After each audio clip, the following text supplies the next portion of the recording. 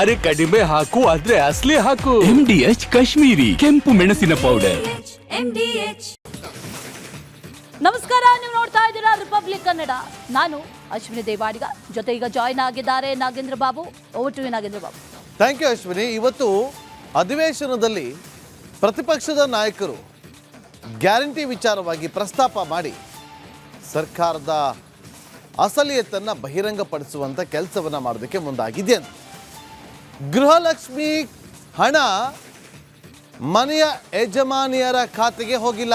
2 ತಿಂಗಳದ್ದು, February ಮತ್ತು March ತಿಂಗಳದ್ದು ಹೋಗಿಲ್ಲ. 5,000 ಕೋಟಿ ಲೆಕ್ಕ ಕೇಳ್ತಾ ಇದೆ ಬಿಜೆಪಿ. ಸದನದಲ್ಲೇ ಲಕ್ಷ್ಮೀ ಹೆಬ್ಬಾಳ್ಕರ್ ಅವರು ಹೇಳಿದ್ದಾರೆ ಕೊಟ್ಟಿದ್ದೀವಿ ಅಂತೇಳಿ. ಆದರೆ ಗೃಹಲಕ್ಷ್ಮಿಯರಿಗೆ ಸಿಗಲಿಲ್ಲ ಧನಲಕ್ಷ್ಮಿ. ಫೆಬ್ರವರಿ ಮತ್ತು ಮಾರ್ಚ್ 2 ತಿಂಗಳ ಧನಲಕ್ಷ್ಮಿ ಗೃಹಲಕ್ಷ್ಮಿಯರಿಗೆ ಸಿಗಲಿಲ್ಲ. ಕಾಂಗ್ರೆಸ್ ಸರ್ಕಾರದ ವಿರುದ್ಧ ಬಿಜೆಪಿ ಮಾಡಿರುವಂತಹ ಗಂಭೀರವಾದಂಥ ಆರೋಪ. ರಾಜ್ಯದ 10 ಜಿಲ್ಲೆಗಳಿಂದ ವರದಿಗಳನ್ನು ತರಿಸಿಕೊಂಡಿರುವಂಥ ಪ್ರತಿಪಕ್ಷದ ನಾಯಕರು ಇವತ್ತು ಸದನದಲ್ಲಿ ಆ ವರದಿಯನ್ನು ಇಟ್ಟು ಸರ್ಕಾರದ ವಿರುದ್ಧ ಸಮರವನ್ನು ಸಾರೋದಕ್ಕೆ ಸಿದ್ಧವಾಗ್ತಾ ಇದೆ ಪ್ರತಿಪಕ್ಷ.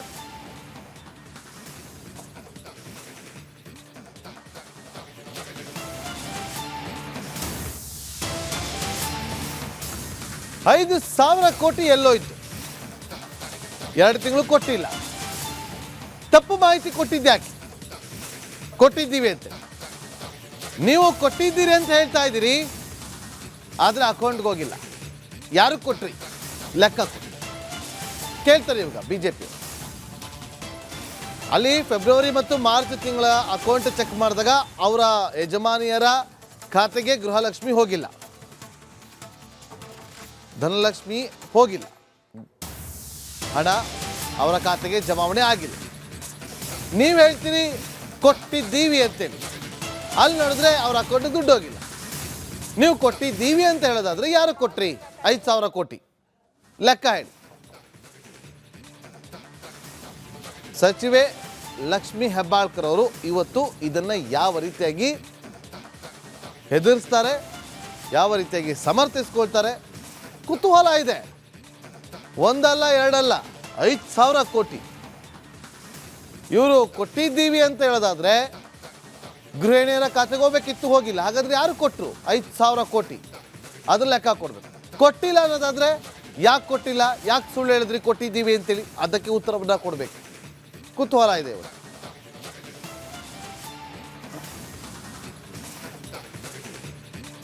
ನೋಡಿ, ಈಗ ಬಿಜೆಪಿ 10 ಜಿಲ್ಲೆಗಳಿಂದ ವರದಿಯನ್ನು ತರಿಸ್ಕೊಂಡಿದೆ. ಆ ವರದಿಯಲ್ಲಿ ಫೆಬ್ರವರಿ ಮತ್ತು ಮಾರ್ಚ್ ತಿಂಗಳ ಅಕೌಂಟ್ ಅಂದರೆ ಆ ತಿಂಗಳ ಹಣ ಹೋಗಿಲ್ಲ ಅನ್ನೋದು ಗೊತ್ತಾಗಿದೆ. ಅಷ್ಟೆಲ್ಲ ರಿಪಬ್ಲಿಕ್ ಕನ್ನಡ ಕೂಡ ರಿಯಾಲಿಟಿ ಚೆಕ್ ಮಾಡಿದಾಗ ಒಂದಷ್ಟು ಅಸಲಿತ್ತು ಬಯಲಾಗಿದೆ. ನೀವು ಕೂಡ ಒಮ್ಮೆ ನಿಮ್ಮ ಖಾತೆಗೆ ಪ್ರತಿ ತಿಂಗಳು 2,000 ಗೃಹಲಕ್ಷ್ಮಿ ಹಣ ಬರ್ತಾ ಇದ್ದರೆ ಒಮ್ಮೆ ಚೆಕ್ ಮಾಡ್ಕೊಳ್ಳಿ, ಫೆಬ್ರವರಿ ಮತ್ತು ಜೂನ್ ತಿಂಗಳದ್ದು ಬಂದಿದ್ದು, ಮಾರ್ಚ್ ತಿಂಗಳದ್ದು ಬಂದಿದ್ದು ಇಲ್ಲೋ ಅಂತೇಳಿ. ಆ ಚೆಕ್ ಮಾಡ್ಕೊಳ್ಳೋಕ್ಕಿಂತ ಮುಂಚೆ ಈ ರಿಪೋರ್ಟ್ ನೋಡ್ರಿ.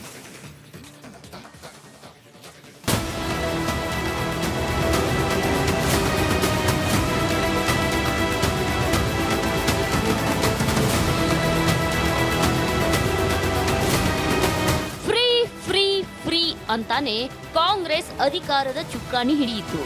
ಬಿಟ್ಟಿ ಭಾಗ್ಯಗಳನ್ನ ನೀಡಿ ಕರ್ನಾಟಕದ ಗದ್ದುಗೆ ಏರಿತು. ಅಧಿಕಾರಕ್ಕೆ ಬಂದು 2.5 ವರ್ಷ ತುಂಬುತ್ತಿದ್ದಂತೆ ಸರ್ಕಾರದ ಗ್ಯಾರಂಟಿ ಗಾಯಬಾಗಿದೆಯಂತೆ. ಗೃಹಲಕ್ಷ್ಮಿಯರಿಗೆ ಸಿದ್ದರಾಮಯ್ಯ ಸರ್ಕಾರ ಪಂಗನಾಮ ಹಾಕಿದೆಯಂತೆ. ರಾಜ್ಯದ 1.24 ಕೋಟಿ ಮಹಿಳೆಯರಿಗೆ ಮಹಾಮೋಸ. 2 ತಿಂಗಳು ಹಣ ಹಾಕಿಲ್ಲ, ಆರ್ ಅಶೋಕ್ ಆರೋಪ. ಗೃಹಲಕ್ಷ್ಮಿ ಯೋಜನೆಯಲ್ಲಿ ದೊಡ್ಡ ಮೋಸ ನಡೆದಿದೆಯಂತೆ. ಮಹಿಳೆಯರಿಗೆ 2 ತಿಂಗಳು ಗೃಹಲಕ್ಷ್ಮಿ ಹಣವನ್ನೇ ಹಾಕಿಲ್ಲ. ಇಷ್ಟಾದರೂ ಸೆಪ್ಟೆಂಬರ್ವರೆಗೂ ಮಹಿಳೆಯರ ಖಾತೆಗೆ 2,000 ಹಣ ಹಾಕಿರೋದಾಗಿ ಸದನಕ್ಕೆ ಸಚಿವೆ ಲಕ್ಷ್ಮೀ ಹೆಬ್ಬಾಳ್ಕರ್ ಮಾಹಿತಿ ನೀಡಿದ್ದಾರೆ ಅಂತ ವಿಪಕ್ಷ ನಾಯಕ ಸ್ಫೋಟಕ ಆರೋಪ ಮಾಡಿದ್ದಾರೆ. ಪ್ರತಿ ತಿಂಗಳು ಸುಮಾರು 2,500 ಕೋಟಿ 2,500 ಕೋಟಿ ಹಣ ರಾಜ್ಯದ ಮಹಿಳೆಯರಿಗೆ 2,000 ರೂಪಾಯಿ ತಲುಪಬೇಕಾಯಿತು. ಆದರೆ ಫೆಬ್ರವರಿ ಮತ್ತು ಮಾರ್ಚಲ್ಲಿ ತಲುಪಬೇಕಾಗಿದ್ದಂಥ ಸುಮಾರು 5,000 ಕೋಟಿ ಹಣವನ್ನು ಈ ಸರ್ಕಾರ ಮುಚ್ಚಿಟ್ಟಿದೆ. ಅಧಿಕಾರಿಗಳೆಲ್ಲ ಅದನ್ನು ಮುಚ್ಚಿಟ್ಟಿದ್ದಾರೆ. ಶ್ರೀಮತಿ ಲಕ್ಷ್ಮೀ ಹೆಬ್ಬಾಳ್ಕರ್ ಅವರು ಸದನಕ್ಕೆ ಮಾಹಿತಿ ಕೊಟ್ಟಿದ್ದಾರೆ. ಅಪ್ ಟು ಸೆಪ್ಟೆಂಬರ್ ತಿಂಗಳವರೆಗೂ ಎಲ್ಲ ಪೂರ್ತಿ ಚುಕ್ತಾ ಮಾಡಿದ್ದೀರಿ ಅಂತ. ಪ್ರತಿ ತಿಂಗಳೂ ಸುಮಾರು 2,500 ಕೋಟಿ ಹಣ ರಾಜ್ಯದ ಮಹಿಳೆಯರಿಗೆ 2,000 ರೂಪಾಯಿ ತಲುಪಬೇಕಾಯಿತು. ಆದರೆ ಫೆಬ್ರವರಿ ಮತ್ತು ಮಾರ್ಚಲ್ಲಿ ತಲುಪಬೇಕಾಗಿದ್ದಂಥ ಸುಮಾರು 5,000 ಕೋಟಿ ಹಣವನ್ನು ಈ ಸರ್ಕಾರ ಮುಚ್ಚಿಟ್ಟಿದೆ. ಅಧಿಕಾರಿಗಳೆಲ್ಲ ಅದನ್ನು ಮುಚ್ಚಿಟ್ಟಿದ್ದಾರೆ. 5,000 ಕೋಟಿ ಉಳಿತಾಯ ಮಾಡೋಕ್ಕೋಸ್ಕರ ರಾಜ್ಯದ ಮಹಿಳೆಯರಿಗೆ ಇವರು 5 ಗ್ಯಾರಂಟಿ ನಾನು ನುಡಿದಿದ್ದೇ ಗ್ಯಾರಂಟಿ 1,24,00,000 ಮಹಿಳೆಯರಿಗೆ 1,24,00,000 ಮಹಿಳೆಯರಿಗೆ ದ್ರೋಹ ಬಗ್ದಿದೆ. ಸಚಿವೆ ಲಕ್ಷ್ಮೀ ಹೆಬ್ಬಾಳ್ಕರ್ ರಾಜೀನಾಮೆ ಕೊಡಬೇಕು.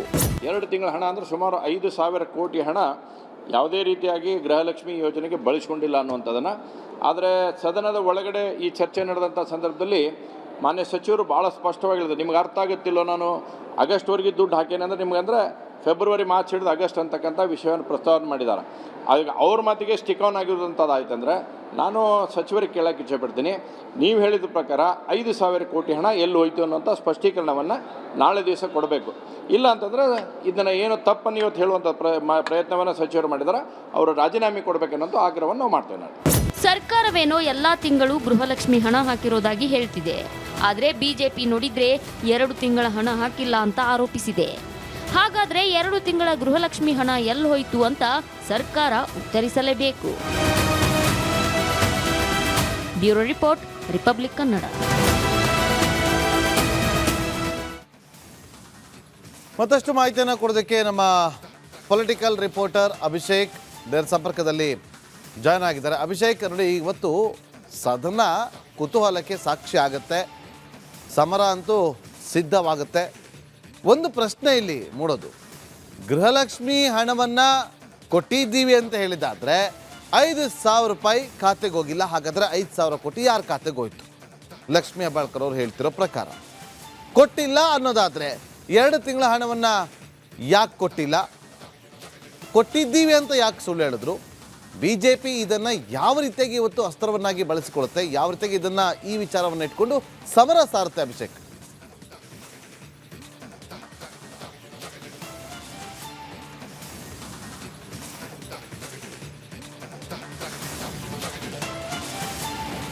ನಾಗೇಂದ್ರ, ಮೊದಲನೇದಾಗಿ ಸರ್ಕಾರ ಚಾಲ್ತಿಗೆ ಬರೋದಕ್ಕೂ ಮೊದಲೇ, ಅಧಿಕಾರಕ್ಕೆ ಬರೋದಕ್ಕೂ ಮೊದಲೇ 5 ಯೋಜನೆಗಳನ್ನು ಜನರಿಗೆ ಕೊಡ್ತೇವೆ ಅಂತ ಭರವಸೆನ ಕೊಟ್ಟಿತ್ತು. ಅದರ ಪೈಕಿ ಗೃಹಲಕ್ಷ್ಮಿ ಇತ್ತಂದರೆ ಮನೆಯಲ್ಲಿರುವಂಥ ಮಹಿಳೆಯರಿಗೆ 2,000 ರೂಪಾಯಿ ಪ್ರತಿ ತಿಂಗಳು ಕೊಡ್ತೀವಿ ಅಂತ ಒಂದು ಭರವಸೆಯನ್ನು ಕೊಟ್ಟಿತ್ತು. ಅದನ್ನು ಈಡೇರಿಸ್ಕೊಂಡು ಕೂಡ ಬಂದಿರುವಂಥದ್ದು. ಆದರೆ ಫೆಬ್ರವರಿ ಹಾಗೂ ಮಾರ್ಚ್ ತಿಂಗಳ 2,000 ರೂಪಾಯಿ ಅಂದರೆ 2 ತಿಂಗಳಿಗೆ 4,000 ರೂಪಾಯಿ ಒಂದು ಮಹಿಳೆಗೆ ಬರಬೇಕಾಗಿರುವಂಥದ್ದು. ಇಡೀ ರಾಜ್ಯದ ಲೆಕ್ಕಾಚಾರ ಹಾಕಿದ್ರೆ 5,000 ಕೋಟಿ, ಒಂದು ತಿಂಗಳಿಗೆ 2,500 ಕೋಟಿ ಸರ್ಕಾರದಿಂದ ಬಿಡುಗಡೆ ಆಗಿದೆ ಅಂತ ಲಕ್ಷ್ಮೀ ಹೆಬ್ಬಾಳ್ಕರ್ ಅವರು ಹೇಳ್ತಾರೆ.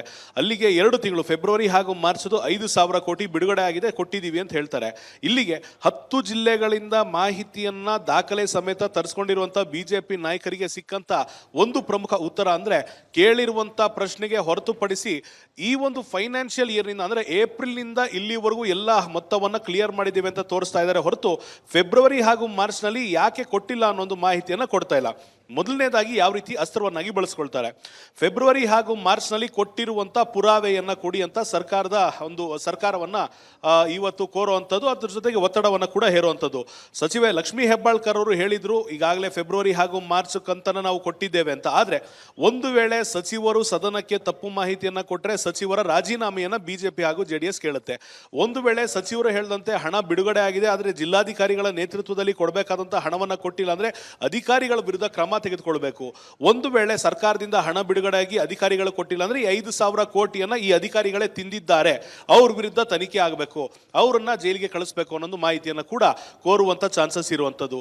ಇವಿಷ್ಟು ಒಂದ್ ಕಡೆ ಆಯ್ತು ಅಂದ್ರೆ ಖಂಡಿತವಾಗಿಯೂ ವಿಪಕ್ಷಗಳು ಇದನ್ನ ಮುಂದೆ ತೆಗೆದುಕೊಂಡು ಹೋಗುವಂತ ಬಹುತೇಕ ಚಾನ್ಸಸ್ ಇರುವಂತದನ್ನ ನಾವು ಗಮನಿಸ್ತಾ ಇದ್ದೇವೆ. ಇವತ್ತು ಯಾವೆಲ್ಲ ಹಂತಕ್ಕೆ ಈ ಒಂದು ಕಿತ್ತಾಟ ಹೋಗುತ್ತೆ, ಯಾಕೆಂದ್ರೆ ಸುಳ್ಳು ಮಾಹಿತಿಯನ್ನ ಕೊಟ್ಟಿದ್ದಾರೆ ಅಂತ ತಿಳಿಸಲಾಗ್ತಾ ಇರುವಂತದ್ದು. ಸದನಕ್ಕೆ ಸುಳ್ಳು ಮಾಹಿತಿಯನ್ನ ಕೊಟ್ಟಿರುವಂತ ಸಚಿವೆ ಲಕ್ಷ್ಮೀ ಹೆಬ್ಬಾಳ್ಕರ್ ಆಗಿರ್ಬೋದು, ಸರ್ಕಾರ ಆಗಿರ್ಬೋದು, ಇವತ್ತು ಅವರ ಮುಖಭಂಗವನ್ನ ಮಾಡೋದಕ್ಕೆ ಬಿಜೆಪಿ ಸಿದ್ಧವಾಗಿರುವಂಥದ್ದು. ಆದರೆ ಖಂಡಿತವಾಗಿಯೂ ಕಾದು ನೋಡಬೇಕು ಇದನ್ನ ಯಾವ ರೀತಿ ಸರ್ಕಾರ ಎದುರಿಸುತ್ತೆ ಅಂತ. Nagendra. Okay, thank you Abhishek ನಿಮ್ಮೆಲ್ಲ ಮಾಹಿತಿಗಾಗಿ. ನೋಡಿ, ಇನ್ನು ಈ ವಿಚಾರ ಗೊತ್ತಾಗ್ತಾ ಇದ್ದಂತೆ ರಿಪಬ್ಲಿಕ್ ಕನ್ನಡ ಕೂಡ ಒಂದಷ್ಟು ಜನ ಗೃಹಿಣಿಯರನ್ನು ಮಾತಾಡಿಸುವಂಥ ಕೆಲಸವನ್ನು ಮಾಡಿದ್ರು. ಆ ಗೃಹಿಣಿಯರ ಖಾತೆಗೆ 2,000 ರೂಪಾಯಿ ಅಕೌಂಟಿಗೆ ಬರುತ್ತೆ. ಆದರೆ ಅವರು ಏನು ಹೇಳ್ತಾರೆ ಗೊತ್ತಾ? ರಿಪಬ್ಲಿಕ್ ಕನ್ನಡ ಕ್ಯಾಮ್ರಾ ಮುಂದೆ ಬಂದಿಲ್ಲ ಅಂತಲೇ ಹೇಳ್ತಿದ್ದಾರೆ. ಫೆಬ್ರವರಿ ತಿಂಗಳು ಹಾಗೂ ಮಾರ್ಚ್ ತಿಂಗಳ ಹಣ ಬಂದಿಲ್ಲ ಅಂತ ಒಪ್ಕೊಳ್ತಿದ್ದಾರೆ. ಮನೆಯ ಯಜಮಾನಿಯ ಅಕೌಂಟ್ಗೆ ಹಣ ಬಂದಿಲ್ಲ ಅಂತ ಹೇಳ್ತಿದ್ದಾರೆ. ರಿಪಬ್ಲಿಕ್ ಕನ್ನಡ ನಡೆಸಿದ ರಿಯಾಲಿಟಿ ಚೆಕ್ನಲ್ಲಿ ಸತ್ಯಾಂಶ ಬಯಲಾಗಿದೆ. ಬಿಜೆಪಿ ಮಾಡ್ತಾ ಇರುವಂತಹ ಅದ್ರ ಬಗ್ಗೆ ಏನೋ ಸೆಕೆಂಡ್ ಒಪಿನಿಯನ್ ಇಲ್ಲ. ಹೌದು, ಸೆಪ್ಟೆಂಬರ್, ಅಕ್ಟೋಬರ್, ನವಂಬರ್ವರೆಗೆ ಇನ್ನೂ ಮಟ್ಟ ಹಾಕಿದ್ದಿಲ್ಲ. ಸ್ಪೀಕರ್ ಅವರು ಸ್ವತಃ ಖಾದರ್ ಸಾಹೇಬರು ಹೇಳಿದಾಗೂ ಕೂಡ ಅವರು ಹೇಳಿದರು, ನೋಡಿ ನೀವು ಕನ್ಫ್ಯೂಷನ್ ಮಾಡ್ಕೊತಾ ಇದ್ದೀರಿ. ಅವ್ರು ಕೇಳ್ತಕ್ಕಂಥ ಇದ್ದು ಸ್ಪೆಸಿಫಿಕ್ ಪ್ರಶ್ನೆ 2025 ಫೆಬ್ರವರಿ ಮತ್ತು ಮಾರ್ಚ್ ದುಡ್ಡು ಹಾಕಿರಿಲ್ಲ ಅಂತ ಶಾಸಕರು ಮಹೇಶ್ ಹಿಂಗೇನಕರ್ ಕೇಳಕತ್ತಾರೆ. ಅದಕ್ಕೆ ಕೊಡ್ರಿ ಅಂದ್ರೆ, ಇಲ್ಲ ನಾವು ಹಾಕೇವೆ ಅಂದರೆ ಎಲ್ಲನೂ ಹಾಕೇವೆ ಅಂತಕ್ಕಂತ ಹೇಳಿದರು. ನಂತರ ಇರ್ತಕ್ಕಂಥ ದಾಖಲಾತಿಗಳನ್ನು ನಾನು ಬಿಡುಗಡೆ ಮಾಡಿದ್ದೇನೆ. ಮೊನ್ನೆ ಕೂಡ ನಾನು ಆನ್ ದ ಫ್ಲೋರ್ ಸನ್ಮಾನ್ಯ ಮುಖ್ಯಮಂತ್ರಿಗಳಿದ್ದಂಥ ಸಂದರ್ಭದಲ್ಲಿ ನಾವು ಬಿಡುಗಡೆ ಮಾಡಿದ್ದೇವೆ. ನಾನು 2025 ಫೆಬ್ರವರಿ ಮತ್ತು ಮಾರ್ಚ್ 2 ತಿಂಗಳ ಹಣ ಇನ್ನೂವರೆಗೂ ಕೂಡ ಕರ್ನಾಟಕದಲ್ಲಿ ಇರ್ತಕ್ಕಂಥ 1,24,00,000 ಜನರಿಗೆ ತಲುಪಿಲ್ಲ. ಎಲ್ಲಿ ಹೋಯ್ತು ಸರ್ ಹಣ? ಎಲ್ಲಿ ಇದು ತಲುಪಿಲ್ಲ. ನಾನು ಹೇಳಿದ್ದೆ ಇದು ಮುಟ್ಟಿಲ್ಲ, ತಲುಪಿಲ್ಲ, ಹಾಕಿಲ್ಲ ಅನ್ನುವಂಥದ್ದು ನನ್ನ ವಾದ ಸ್ಪಷ್ಟ ಇತ್ತು. ಸಚಿವರ ವಾದ ಏನಿತ್ತು? ನಾವು ಆಗಸ್ಟ್ವರೆಗೂ 2025 ಆಗಸ್ಟ್ವರೆಗೂ ಸಂಪೂರ್ಣವಾಗಿ ದುಡ್ಡನ್ನು ಹಾಕಿದ್ದೇವೆ ಅಂತಕ್ಕಂಥ ವಾದವನ್ನು ಸಚಿವರು ಮಾಡಿದ್ದಾರೆ. ಹಾಗಾದರೆ ನಾನೀಗ ನಿಮಗೆ ಕೇಳೋಕ್ಕೆ ಇಚ್ಛೆ ಪಡ್ತೀನಿ ಮಾಧ್ಯಮದ ಮುಖಾಂತರ, ಈ ರಾಜ್ಯದ 1,24,00,000 ಏನು ತಾಯಂದಿರಿದಾರ, ಹಾಗಾದರೆ ಆ 5,000 ಕೋಟಿ ರೂಪಾಯಿ ಎಲ್ಲಿ ಹೋಯಿತು? ಇದು ಸಚಿವರು ಹೇಳಿದ್ದು, ನಾವು ಹಾಕೇವಿ ಅಂತ ಹೇಳಿ. ಅದಕ್ಕೆ ಆ ಕಾರಣಕ್ಕೆ ನಾನು ಕೇಳಕತ್ತೀನಿ, ಉಳಿದು ನನಗೇನೂ ಇಲ್ಲ. ನೀವು ಸೆಪ್ಟೆಂಬರ್, ಅಕ್ಟೋಬರ್, ನವಂಬರ್ ಹೇಳಿದ್ರೆ ನನ್ನ ಕಡೆಯಿಂದ ಏನೂ ಇಲ್ಲ. ನೀವು ಹೌದು ಹಾಕಿಲ್ಲ ಅಂತ ಹೇಳಿದ್ರೆ ಓಕೆ ಅಂತ ಹೇಳಿದ್ರಿ. ಆದರೆ April, May, June, July, August 5 ತಿಂಗಳ ಮುಂದೆ ಹಾಕಿರಿ ನೀವು ದುಡ್ಡನ್ನು. ಆದರೆ ಫೆಬ್ರವರಿ ಮತ್ತು ಮಾರ್ಚನ್ನು ಯಾಕೆ ಹಾಕಲಿಲ್ಲ? ಅದಕ್ಕೆ ಕಾರಣ ಏನು? ನಿಮ್ಮ ಪ್ರಕಾರ ನೀವು ಹೇಳಾಕತ್ತೀರಿ ನಾನು ಹಾಕೇನಿ ಅಂತೇಳಿ. ಹಾಕಿದ್ರೆ ತಾಯಂದ್ರಿಗೆ ಅಕೌಂಟ್ ಹೋಗಬೇಕಾದಂಥ 1,24,00,000 ಜನ ತಾಯಂದ್ರಿಗೆ ಹೋಗಬೇಕಾಗಿರ್ತಕ್ಕಂಥ ದುಡ್ಡು ಎಲ್ಲಿ ಹೋಯಿತು? 2 ತಿಂಗಳ ಹಣ ಎಲ್ಲಿ ಹೋಯಿತು? ಸುಮಾರು 5,000 ಕೋಟಿ ಹಣ ಎಲ್ಲಿ ಹೋಯಿತು? ಒಂದು ವೇಳೆ ಅವರಿಗೆ ಮಾಹಿತಿ ಇಲ್ವಾ ಅಥವಾ ಅಧಿಕಾರಿಗಳಿಗೆ ಮಾಹಿತಿ ಇಲ್ವಾ? ಇದರ ಜೊತೆಗೆ ನಮ್ಮ ನಾಯಕರ ಜೊತೆಗೆ ದೊಡ್ಡ ಹೋರಾಟಕ್ಕೆ ಕೂಡ ನಾವು ಅಣಿಯ ಆಗ್ತೇವೆ ಅನ್ನೋ ಒಂದು ಮಾತನ್ನು ಕೂಡ ಹೇಳ್ತಿರುವಂಥದ್ದು. ಕ್ಯಾಮ್ರಾ ಪರ್ಸನ್ ಮಹಾಂತೇಶ್ ಜೊತೆ ಮೈಲಾರಿಪುರ, ರಿಪಬ್ಲಿಕ್ ಕನ್ನಡ, ಬೆಳಗಾವಿ. ನಿನ್ನೆ ಸದನವನ್ನು ಮುಂದೂಡಲಾಗಿತ್ತು. ಶಾಮನೂರು ಶಿವಶಂಕರಪ್ಪ ಅವರು ವಿಧಿವಶರಾದಂಥ ಹಿನ್ನೆಲೆಯಲ್ಲಿ ಕೇವಲ ನಿನ್ನೆ ಸಂತಾಪವನ್ನು ಸೂಚಿಸಿ ಇವತ್ತಿಗೆ ಮುಂದೂಡಲಾಗಿತ್ತು. ಇವತ್ತು ಸದನ ಆರಂಭ ಆಗ್ತಾ ಇದ್ದಂತೆ ಬಾವಿಗಿಳಿದು ಇವತ್ತು ಬಿ ಜೆ ಪಿಯವರು ಪ್ರೊಟೆಸ್ಟನ್ನು ಮಾಡ್ಬೋದು. ಯಾಕೆಂದರೆ ಇವತ್ತು 2 ಪ್ರಮುಖ ನಿಲುವಳಿಯನ್ನು ಮಂಡಿಸೋದಕ್ಕೆ ಬಿ ಜೆ ಪಿ ನಾಯಕರು ಸಜ್ಜಾಗಿದ್ದಾರೆ. ಒಂದು, ಕಾನೂನು ಸುವ್ಯವಸ್ಥೆ ಹದಗೆಟ್ಟಿರುವ ಬಗ್ಗೆ ನಿಲುವಳಿ ಸೂಚನೆ ಮಂಡಿಸ್ತಾರೆ. BPL ಕಾರ್ಡ್ ಸಮಸ್ಯೆ ಬಗ್ಗೆ ಕೂಡ ಚರ್ಚೆಗೆ ತರೋದಕ್ಕೆ ನಿರ್ಧಾರವನ್ನು ತೆಗೆದುಕೊಂಡಿದ್ದಾರೆ. ಕಾನೂನು ಸುವ್ಯವಸ್ಥೆ ಸಂಪೂರ್ಣವಾಗಿ ಹದಗೆಟ್ಟಿರುವ ಬಗ್ಗೆ ತರಾಟೆಗೆ ತೆಗೆದುಕೊಳ್ಳೋದಕ್ಕೆ ತಯಾರಿ ನಡೆಸಿದೆ. ರಾಜ್ಯದ ಲಕ್ಷಾಂತರ BPL ಕಾರ್ಡ್ ರದ್ದು ಮಾಡಿರುವಂಥ ಸರ್ಕಾರ ಈ ನಿರ್ಧಾರವನ್ನು ಕೂಡ ತರಾಟೆಗೆ ತೆಗೆದುಕೊಳ್ಳಲಿರುವಂಥ ವಿಪಕ್ಷ ನಾಯಕರು. ಕುಟುಂಬದಲ್ಲಿ ಒಬ್ಬರು TDS ಟ್ಯಾಕ್ಸ್ ಕಟ್ತಾ ಇದ್ರು ಕೂಡ BPL ಕಾರ್ಡನ್ನು ರದ್ದು ಮಾಡಿದ್ದಾರೆ ಅಂತ BJP ಈಗ ಆರೋಪವನ್ನು ಮಾಡ್ತಾ ಇದೆ. ಎರಡೂ ವಿಚಾರಗಳನ್ನು ಇಟ್ಟುಕೊಂಡು, ಕಾನೂನು ಸುವ್ಯವಸ್ಥೆ ಹದಗೆಟ್ಟಿರೋದು, BPL ಕಾರ್ಡನ್ನು ರದ್ದುಪಡಿಸಿರೋದು, ಇದೆರಡೂ ಕೂಡ ವಿಚಾರಗಳನ್ನು ಇಟ್ಟುಕೊಂಡು ಸದನದಲ್ಲಿ ಸರ್ಕಾರದ ಕಿವಿ ಹಿಂಡುವಂಥ ಕೆಲಸವನ್ನು ವಿಪಕ್ಷ ಮಾಡುತ್ತೆ. ತೀವ್ರ ತರಾಟೆಗೆ ತೆಗೆದುಕೊಳ್ಳೋದಕ್ಕೆ BJP ನಾಯಕರು ನಿರ್ಧಾರವನ್ನು ತೆಗೆದುಕೊಂಡಿದ್ದಾರೆ.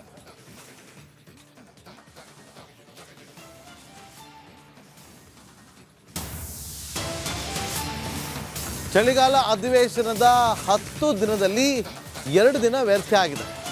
ಮೊದಲ ಸೋಮವಾರ, 2ನೇ ಸೋಮವಾರ ಕಾಲಹರಣವನ್ನು ಮಾಡಲಾಗಿದೆ. 10 ದಿನ ಸದನದ ಪೈಕಿ ಈಗಾಗಲೇ 3 ದಿನ ವ್ಯರ್ಥ ಆಗಿದೆ. ಹೀಗಾಗಿ 1 ವಾರಗಳ ಕಾಲ ಸದನವನ್ನು ವಿಸ್ತಾರ ಮಾಡಬೇಕು ಅಂತೇಳಿ ವಿಪಕ್ಷ ನಾಯಕ ಆರ್ ಅಶೋಕ್ ವಿಧಾನಸಭೆಯ ಸಭಾಧ್ಯಕ್ಷರಿಗೆ ಪತ್ರವನ್ನು ಬರೆದಿದ್ದಾರೆ.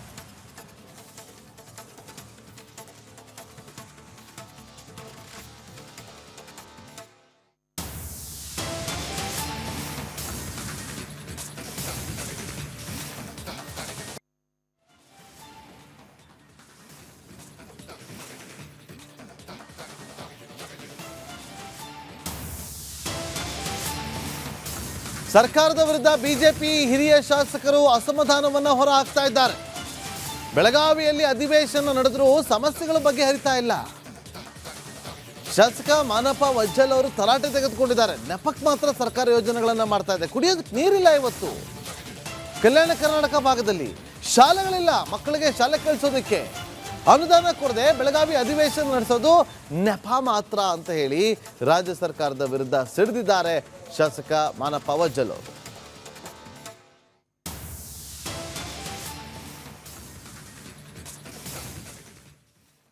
6ನೇ ದಿನ ಮುಗಿಸಿ 7ನೇ ದಿನಕ್ಕೆ ಕಾಲಿಡ್ತಾ ಇದೆ. ಆದರೆ ಎಲ್ಲೋ ಒಂದು ಕಡೆ ಉತ್ತರ ಕರ್ನಾಟಕ ಭಾಗದ ಸಮಸ್ಯೆಗಳ ಬಗ್ಗೆ ಸರಿಯಾಗಿ ಚರ್ಚೆ ಆಗಿಲ್ಲ ಅಂತಕ್ಕಂಥ ಒಂದಷ್ಟು ಈ ಭಾಗದ ಶಾಸಕರ ಒಂದಷ್ಟು ಅಸಮಾಧಾನ ಇರತಕ್ಕಂಥದ್ದು. ನಮ್ಮ ಜೊತೆಗೆ ಮಾನಪ್ಪ ವಜ್ಜಲ್ ಅವರು ಇದ್ದಾರೆ, ಹಿರಿಯ ಶಾಸಕರು. ಅವ್ರನ್ನ ಮಾತಾಡ್ಸೋಣ. ಸರ್, ಬೆಳಗಾವಿ ಅಧಿವೇಶನ ತಮಗೆ ತೃಪ್ತಿ ತಂದಿದೆಯಾ ಸರ್? ಇದು ಬೆಳಗಾವಿ ಅಧಿವೇಶನ ಏನೀಗ ನಡೀತಾ ಇದೆ, ಇದು ತೃಪ್ತಿ ತರ್ತಕ್ಕಂಥ ವಿಷಯ ಅಲ್ಲ. ಇದರದಾಗ ಇಲ್ಲಿ ಏನು ಡಿಸಿಷನ್ ಆಗ್ತಾ ಇಲ್ಲ. ಬರೀ 15 ದಿವಸದಲ್ಲಿ ಅಧಿವೇಶನ ಕರೆದು ಇದು ಬರೀ ಟೈಮ್ ವೇಸ್ಟ್ ಮಾಡಿದಂಗೆ ನಮಗಿಲ್ಲಿ. ನಮ್ಮ ಉತ್ತರ ಕರ್ನಾಟಕದ ಬಗ್ಗೆ ಇರ್ತಕ್ಕಂಥ ಸಮಸ್ಯೆಗಳೇನದವ, ಉತ್ತರ ಕರ್ನಾಟಕ ಜನ ಶಾಸಕರುಗಳಿಗೆ ಮಾತಾಡೋಕ್ಕೆ ಅವಕಾಶ ಮಾಡಿಕೊಟ್ಟು ಅಲ್ಲಿರ್ತಕ್ಕಂಥ ಸಮಸ್ಯೆಗಳಿಗೆ ಸ್ಪಂದಿಸೋಂಥದ್ದು ಕೆಲಸ ಸರ್ಕಾರ ಮಾಡಬೇಕು. ಇಲ್ಲಿವರೆಗೂ ಈ ಸರ್ಕಾರ ಇಂಥದ್ದು ಯಾವುದೇ ನಿರ್ಣಯಗಳನ್ನು ತೊಗೊಂಡಿಲ್ಲ. ಇನ್ನೂ ಭಾಳಷ್ಟು ಇವತ್ತು ನೋಡ್ತೀವಿ, ನಮ್ಮ ಭಾಗದಲ್ಲಿ ಕುಡಿ ನೀರಿನ ಸಮಸ್ಯೆ ಇದೆ, ರಸ್ತೆಗಳ ಸಮಸ್ಯೆ ಇದೆ, ಶಿಕ್ಷಣದ ಮಕ್ಕಳು ಓದ್ತಕ್ಕಂಥ ಶಾಲೆಗಳ ಸಮಸ್ಯೆ ಇದೆ, ಆರೋಗ್ಯ ಕೇಂದ್ರಗಳ ಸಮಸ್ಯೆ ಇದೆ. ಇನ್ನು ಅನೇಕ ನೀರಾವರಿಗಳು ಬಿಟ್ಟಿದ್ದಾವೆ ನಮ್ಮಲ್ಲಿ. ಆ ನೀರಾವರಿ ಮಾಡಬೇಕು ಅಂತಕ್ಕಂಥದ್ದನ್ನು ಸರ್ಕಾರ ಮೇಲೆ ಈಗಾಗಲೇ ಒತ್ತಡವನ್ನು ಹಾಕ್ತಾಯಿದ್ದೀವಿ. ಅಲ್ಲಿ ಯಾರೋ ಸಚಿವರು ಕೂಡ ಕ್ಯಾರಿ ಅಂತ ಇಲ್ಲ. ಸರ್ಕಾರ ಇದ್ರ ಬಗ್ಗೆ ಸ್ಪೆಷಲ್ ಕೇರೆ ತೊಗೊಂಡಿಲ್ಲ. ಅದರಾಗ ವಿಶೇಷವಾಗಿ ಕಲ್ಯಾಣ ಕರ್ನಾಟಕದಲ್ಲಿರ್ತಕ್ಕಂಥ ಸಮಸ್ಯೆಗಳೇ ಬೇರೆ. ಉತ್ತರ ಕರ್ನಾಟಕ ಅಂತ ಬಂದಾಗ ಕಲ್ಯಾಣ ಕರ್ನಾಟಕ 7 ಜಿಲ್ಲೆಗಳಿರ್ತಕ್ಕಂಥ ಸಮಸ್ಯೆಗಳನ್ನೇ ಬೇರೆ. ಅಲ್ಲಿರ್ತಕ್ಕಂಥ ಸಮಸ್ಯೆಗಳಿಗೆ ಸ್ಪಂದಿಸೋಂಥ ಕೆಲಸ ಸರ್ಕಾರ ಮಾಡಬೇಕು. ಇವತ್ತು ನಮ್ಮಲ್ಲಿ ನಂಜುಂಡಪ್ಪ ವರದಿ ಅನುದಾನದಲ್ಲಿ KKRDB ಫಂಡ್ ಕೊಡ್ತಾರೆ. ಅದರಲ್ಲಿ 26 ನಿಯಮಗಳನ್ನ ಹಾಕ್ಯಾರ. ಆ ಕೆಲಸಗಳ ಪ್ರಕಾರ, ಅದ್ರ ನಿಯಮಗಳ ಪ್ರಕಾರ ಮಾಡೋಕೆ ಹೋದ್ರೆ ಆ ಫಂಡ್ ಯೂಸೇ ಆಗಲ್ಲ. ಇವತ್ತಿಗೆ ಆ ಫಂಡ್ಗಳು ಬೇರೆ ನಾಮಕೋಸ್ಕರ ಕೊಡ್ತಾರೆ, ಸರಿಯಾಗಿ ಪೇಮೆಂಟ್ ಆಗ್ತಾ ಇಲ್ಲ. 2 ವರ್ಷ ಕೆಲಸ ಮಾಡಿದರೆ ಪೇಮೆಂಟ್ ಆಗ್ತಾ ಇಲ್ಲ. ಇವತ್ತಿಗೂ ಕೆಲಸಗಳು ಅವು ಪೆಂಡಿಂಗ್ ಬೀಳ್ತದವ. ಒಂದೊಂದು ಫೈಲ್ ರಿಟರ್ನ್ ಹಾಕಿಬಿಡ್ತಾರೆ, ಯಾವುದೇ ಒಂದು ನೆಪ ಹೇಳಿಕೊಂಡು 3-4 ತಿಂಗಳ ಆ ಫೈಲ್ ಮತ್ತೆ ರಿಟರ್ನ್ ಹೋಗಿ ಸಾಪುರ್ ಲಾಭಕ್ಕಾದರೆ ಮಾರ್ಚಲ್ಲಿ ಡಿಕ್ಲೇರ್ ಆಗಿದಂಥ ಅನುದಾನ ಡಿಸೆಂಬರ್ ಬಂದದ್ದು ಇಲ್ಲಿವರೆಗೆ ಇನ್ನೂ ನಾವು ಕ್ರಿಯಾ ಯೋಜನೆ ಮಾಡಿಕೊಟ್ರೆ ಅಪ್ರೂವಲೇ ಕೊಟ್ಟಿಲ್ಲ. ಮತ್ತು ಕೆಲಸ ಮಾಡೋದು ಯಾವಾಗ ನಾವು? ಈ ರೀತಿ ಭಯಂಕರ ತೊಂದರೆ ಆಗ್ತಿದೆ. ಸರ್ಕಾರ ಬರೀ ನೆಪಕ್ಕೆ ಮಾತ್ರ ಯೋಜನೆಗಳನ್ನು ಮಾಡ್ತಾ ಇದ್ದೇವಿನ ಅದು ಯಾವುದೇ ಪೂರ್ಣವಾಗಿ ಇವತ್ತಿಗೂ ಯಾವ ಕೆಲಸಗಳು ಆಗ್ತಾ ಇಲ್ಲ. ನಮ್ಮಲ್ಲಂತೂ ಶಾಸಕರಂತೂ ನಾವಂತೂ ಇಲ್ಲಿ ಕ್ಷೇತ್ರದಾಗ ಜನಕ್ಕೆ ಮಖ ತೋರ್ಸೋಕ್ಕಾಗ್ತಾ ಇಲ್ಲ. ಅವ್ರ ಜನರಲ್ಲಿ ಇರ್ತಕ್ಕಂಥ ಬೇಡಿಕೆಗಳೇ ಬೇರೆ. ಇಲ್ಲಿ ಸರ್ಕಾರ ಮಾಡ್ತಕ್ಕಂಥ ಬೇಡಿಕೆಗಳಿಟ್ಟರೆ ಅದಕ್ಕೆ ಯಾರು ಅಂತಕ್ಕಂಥ ವ್ಯವಸ್ಥೆ ಆಗ್ತಾ ಇದೆ. ಇದು ಭಾಳ ಸರ್ಕಾರದ ಮೇಲೆ ನಮ್ಮ ಮನವಿ ಏನಿದೆ ಅಂದರೆ, ಇವತ್ತೇನು ಇಂಥ ವಿಧಾನಸೌಧದಲ್ಲಿ ಬೆಳಗಾವಿ ಅಧಿವೇಶನ ನಡೆದಾಗ ಕಲ್ಯಾಣ ಕರ್ನಾಟಕ ಮತ್ತು ಉತ್ತರ ಕರ್ನಾಟಕಕ್ಕೆ ಜಾಸ್ತಿ ಒತ್ತು ಕೊಟ್ಟು ಅಲ್ಲಿರ್ತಕ್ಕಂಥ ಸಮಸ್ಯೆಗಳಿಗೆ ಸ್ಪಂದಿಸೋಂಥ ಕೆಲಸ ಸರ್ಕಾರ ಮಾಡಬೇಕು. ಅಂದಾಗ ಮಾತ್ರ ನಾವೇನು ಇಂಥ ಒಂದು ಅಧಿವೇಶನಗಳು ಮಾಡಿದರೆ ಸಾರ್ಥಕ ಆಗ್ತೈತಿ. ಇಲ್ಲಿ ಕಬ್ಬು ಬೆಳೆಗಾರರ ಸಮಸ್ಯೆ ಇರ್ತಾವೆ, ಈ ಭಾಗದ ಶಾಸಕರುಗಳು ಮಾತಾಡ್ತಾರೆ. ಕಲ್ಯಾಣ ಕರ್ನಾಟಕ ಅಂತ ಬಂದಾಗ 7 ಜಿಲ್ಲೆಗಳಲ್ಲಿರ್ತಕ್ಕಂಥ ಸಮಸ್ಯೆಗಳೇ ಬೇರೆ. ಇಲ್ಲಿರ್ತಕ್ಕಂಥ ಕಬ್ಬಿನ ಫ್ಯಾಕ್ಟ್ರಿಗಳು, ಹೋರಾಟಗಳು ಇಲ್ಲಿರ್ತಾವೆ. ಅನೇಕ ನಮ್ಮ ಜಿಲ್ಲೆಗಳಿರ್ತಾವೆ. ಬೆಳಗಾವಿ ಇದೆ, ಈ ಕಡೆ ಚಿಕ್ಕೋಡಿ ಭಾಗದಲ್ಲಿ ಇರ್ಬೋದು, ಈಗ ಹುಬ್ಬಳ್ಳಿ ಧಾರವಾಡ ಕಡೆ ಇರ್ಬೋದು. ಇವೆಲ್ಲ ಸಮಸ್ಯೆಗಳದಾವೆ. ಆದರೆ ಕಲ್ಯಾಣ ಕರ್ನಾಟಕ ಅಂತ ಬಂದಲ್ಲಿ ಏನಾಗ್ತೈತಿ, ಕುಡಿಯೋಕೆ ನೀರಿಲ್ಲ, ಓಡಾಡೋಕೆ ರಸ್ತೆ ಇಲ್ಲ, ಮಕ್ಕಳು ಓದೋಕ್ಕೆ ಶಿಕ್ಷಣ ಇಲ್ಲ, ಶಾಲೆಗಳಿಲ್ಲ, ಶಾಲೆಗಳಿದ್ದಲ್ಲಿ ಶಿಕ್ಷಕರಿಲ್ಲ, ಶಾಲಾ ಶಿಕ್ಷಕರು ಇದ್ದಲ್ಲಿ.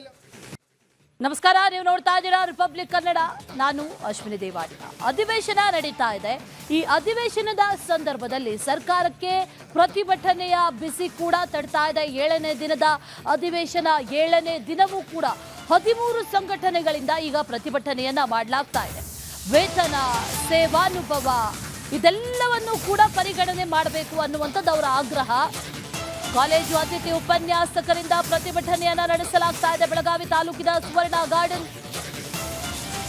ಸಾಲು ಪ್ರತಿಭಟನೆಗಳು. ಯಡಿಯೂರಪ್ಪ ಮಾರ್ಗದಲ್ಲಿ ಪ್ರತಿಭಟನೆಗೆ ಈಗ ಅವಕಾಶವನ್ನ ನೀಡಲಾಗಿದೆ. ಅನುದಾನ ಬಿಡುಗಡೆ ಮಾಡಬೇಕು ಅಂತ ಹಡಪದ ಸಮಾಜ ಪ್ರತಿಭಟನೆಯನ್ನ ಮಾಡ್ತಾ ಇದೆ. ರಾಜ್ಯ ಮಟ್ಟದ ಕಚೇರಿಗಳನ್ನ ಸ್ಥಳಾಂತರಿಸಬೇಕು ಅನ್ನುವಂಥ ಆಗ್ರಹ ಕೂಡ ಕೇಳಿ ಬರ್ತಾ ಇದೆ. ಸುವರ್ಣಸೌಧಕ್ಕೆ ಸ್ಥಳಾಂತರ ಮಾಡಬೇಕು ಅನ್ನುವಂಥ ಆಗ್ರಹ. ಕನ್ನಡ ಬಳಗ ಸಂಘಟನೆ ನೇತೃತ್ವದಲ್ಲಿ ಪ್ರತಿಭಟನೆ ಈಗ ನಡೀತಾ ಇರೋದು.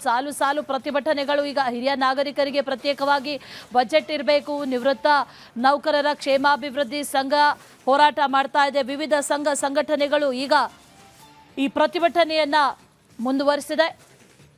ಡೀಟೇಲ್ಸ್ ಅನ್ನ ಕೊಡ್ತಾರೆ ನಮ್ಮ ಪ್ರತಿನಿಧಿ ಮೈಲಾರಿ. ಬೆಳಗಾವಿಯಿಂದ ನೇರ ಸಂಪರ್ಕದಲ್ಲಿ ಜಾಯಿನ್ ಆಗಿದ್ದಾರೆ. ಮೈಲಾರಿ, ಸಾಲು ಪ್ರತಿಭಟನೆಗಳ ಬಿಸಿ ಇವತ್ತು ಕೂಡ ತಟ್ಟತ್ತೆ. ಇವತ್ತು 7ನೇ ದಿನದ ಅಧಿವೇಶನ. ಇವತ್ತು ಯಾರೆಲ್ಲ ಹೋರಾಟವನ್ನ ಮಾಡ್ತಾ ಇದ್ದಾರೆ, ಪ್ರತಿಭಟನೆ ಯಾವ ಸ್ವರೂಪದ್ದಾಗಿರುತ್ತೆ, ಡೀಟೇಲ್ಸ್ ಅನ್ನ ಕೊಡೋದಾದ್ರೆ ಮೈಲಾರಿ.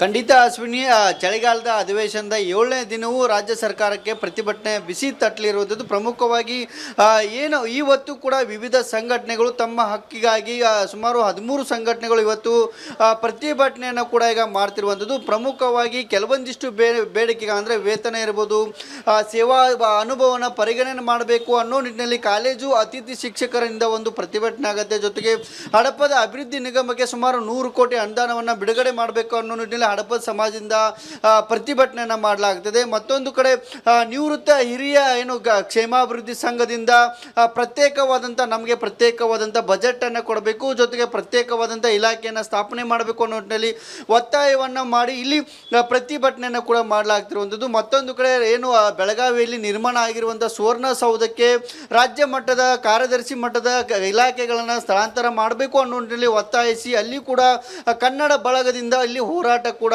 ಆಗ್ತಿರುವಂಥದ್ದು. ಜೊತೆಗೆ 371 ಕಾಯ್ದೆಯನ್ನು ಇಡೀ ಸಮಗ್ರ ಕರ್ನಾಟಕಕ್ಕೆ ಅನ್ವಯ ಆಗೋ ರೀತಿಯಲ್ಲಿ ಜಾರಿ ಮಾಡಬೇಕು ಅನ್ನೋ ನಿಟ್ಟಿನಲ್ಲಿ ಕಿತ್ತೂರು ಕರ್ನಾಟಕ ಸೇನೆಯಿಂದ ಕೂಡ ಇವತ್ತು ಪ್ರತಿಭಟನೆ ಕೂಡ ಈಗ ಮಾಡ್ತಿರುವಂಥದ್ದು. ಈ ರೀತಿಯಾಗಿ ಸುಮಾರು 13ಕ್ಕೂ ಹೆಚ್ಚು ಸಂಘಟನೆಗಳು ಒತ್ತಾಯವನ್ನು ಮಾಡಿ ಪ್ರತಿಭಟನೆ ಮಾಡ್ತಿರುವಂಥದ್ದು. ಮತ್ತೊಂದು ಕಡೆ ದಲಿತರ ಹಕ್ಕಿಗಾಗಿ ಛಲವಾದಿ ಮಹಾಸಭಾದಿಂದ ಇರ್ಬೋದು, ಜೊತೆಗೆ ಬೇರೆ ಬೇರೆ ಸಂಘಟನೆಗಳಿಂದ ಅಂದರೆ ಈಗ ಗೃಹ ರಕ್ಷಕರ ಹಕ್ಕಿಗಾಗಿ ಅವರು ಕೂಡ ಪ್ರತಿಭಟನೆಯನ್ನು ಮಾಡ್ತಿರುವಂಥದ್ದು. ಒಟ್ಟು 13ಕ್ಕೂ ಹೆಚ್ಚು ಪ್ರತಿಭಟನೆಗಳು ಮಾಡ್ತಿರುವಂಥದ್ದು. ಯಾವುದೇ ಅಹಿತಕರ ಘಟನೆಗಳಾಗಬಾರ್ದು ಅನ್ನೋ ನಿಟ್ಟಿನಲ್ಲಿ ಬಿಗಿ ಪೊಲೀಸ್ ಬಂದೋಬಸ್ತನ್ನು ಕೂಡ ಮಾಡಲಾಗಿರುವಂಥದ್ದು. Ashwini. Right Mailari, thank you ಡೀಟೇಲ್ಸ್ಗೆ.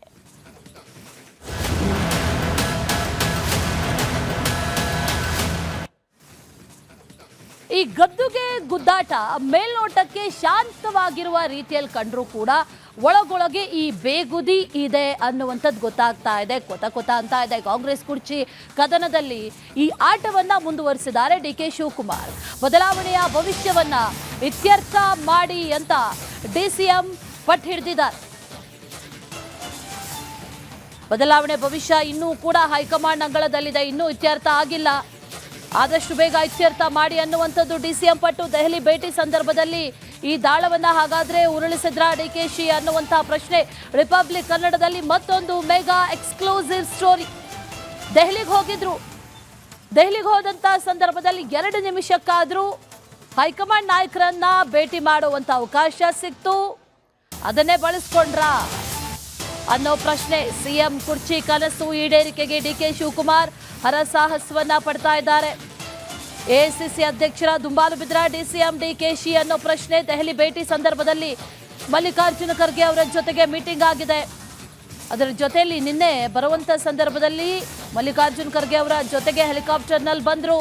ಆ ಸಂದರ್ಭದಲ್ಲೂ ಟೈಮ್ ಸಿಕ್ಕಿತ್ತು. ಈ ವೋಟ್ ಚೋರಿ ಪ್ರತಿಭಟನೆಯ ನಂತರದಲ್ಲಿ ಖರ್ಗೆ ಅವರ ಜೊತೆಯಲ್ಲಿ ಒಂದು ಸಮಾಲೋಚನೆಯನ್ನ ಕೂಡ ನಡೆಸಿದ್ದಾರೆ ಅನ್ನುವಂತ ಮಾಹಿತಿ ಆ ಸಂದರ್ಭದಲ್ಲಿ. ಹಾಗಾದ್ರೆ ಈ ದಾಳವನ್ನ ಉರುಳಿಸಿದ್ರ ಅನ್ನೋ ಪ್ರಶ್ನೆ ಇದೆ. ಅಧಿವೇಶನ ಮುಗಿದ ಬಳಿಕವಷ್ಟೇ ಏನೇ ಇತ್ಯರ್ಥ ಇದ್ರೂ ಕೂಡ ಇತ್ಯರ್ಥ ಆಗೋದು, ಚರ್ಚೆ ಆಗೋದು ಅಂತ ಹೈಕಮಾಂಡ್ ಈಗಾಗಲೇ ಅಭಯವನ್ನ ಕೊಟ್ಟಿದೆ. ಸದ್ಯಕ್ಕೆ ವಿದೇಶ ಪ್ರವಾಸದಲ್ಲಿದ್ದಾರೆ ರಾಹುಲ್ ಗಾಂಧಿ ಬರ್ತಾ ಇದ್ದಂತೆ ಈ ಮೀಟಿಂಗ್ ಫಿಕ್ಸ್ ಮಾಡಬೇಕು ಅನ್ನುವಂಥ ಆಗ್ರಹವನ್ನ ಡಿಕೆ ಶಿವಕುಮಾರ್ ಖರ್ಗೆ ಅವರ ಜೊತೆಯಲ್ಲಿ ಮಾಡಿದ್ದಾರೆ, ಒತ್ತಡ ಹೇರಿದ್ದಾರೆ ಅನ್ನುವಂಥ ಮಾಹಿತಿ ಕೂಡ ಈಗ ಲಭ್ಯ ಆಗ್ತಾ ಇದೆ. ಡಿಸೆಂಬರ್ ಅಂತ್ಯ ಇಲ್ಲ ಜನವರಿ ಮೊದಲ ವಾರದಲ್ಲೇ ಇದ್ರ ಬಗ್ಗೆ ಚರ್ಚೆ ಆಗಬೇಕು. ಮತ್ತೆ ಜನವರಿಯಲ್ಲಿ ದೆಹಲಿಯಿಂದ ಬುಲಾವ್ ಬರಬೇಕು ಅನ್ನುವಂಥ ನಿಟ್ಟಿನಲ್ಲೂ ಕೂಡ ಈಗ ಒಂದಷ್ಟು ಚರ್ಚೆಗಳನ್ನು ಮಾಡಿದ್ದಾರೆ ಅನ್ನುವಂಥ ಮಾಹಿತಿ ಇದೆ.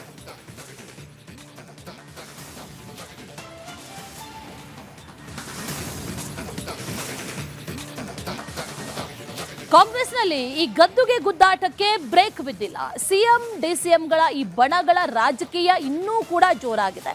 ಕುರ್ಚಿ ಕುರುಕ್ಷೇತ್ರದಲ್ಲಿ ಡಿಕೆಶಿ ಪ್ರೆಷರ್ ಪಾಲಿಟಿಕ್ಸ್ ಅಸ್ತ್ರವನ್ನ ಪ್ರಯೋಗಿಸಿದ್ದಾರೆ. ಹಾಗಾದ್ರೆ ಖರ್ಗೆ ಜೊತೆಗೆ ಡಿಸಿಎಂ ಚರ್ಚೆ ಮಾಡಿದ್ದಾದ್ರೂ ಏನು?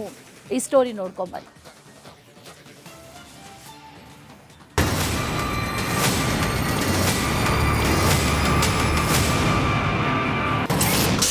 ಎಐಸಿಸಿ ಅಧ್ಯಕ್ಷ ಖರ್ಗೆ ಬೆನ್ನು ಬಿದ್ದ ಡಿಕೆಶಿ.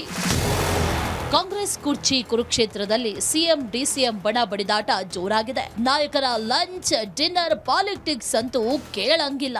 ನಂಬರ್ ಗೇಮ್ ಜೊತೆ ಹೈಕಮಾಂಡ್ ಮೇಲೆ ಒತ್ತಡ ಹೇರುವ ರಣತಂತ್ರ ಎಲ್ಲೆ ಮೀರಿದೆ. ಶತಾಯಗತಾಯ ಮುಖ್ಯಮಂತ್ರಿ ಗದ್ದುಗೆ ಏರಲು ಡಿಸಿಎಂ ಡಿಕೆಶಿ ಎಐಸಿಸಿ ಅಧ್ಯಕ್ಷ ಖರ್ಗೆ ಬೆನ್ನು ಬಿದ್ದಿದ್ದಾರೆ.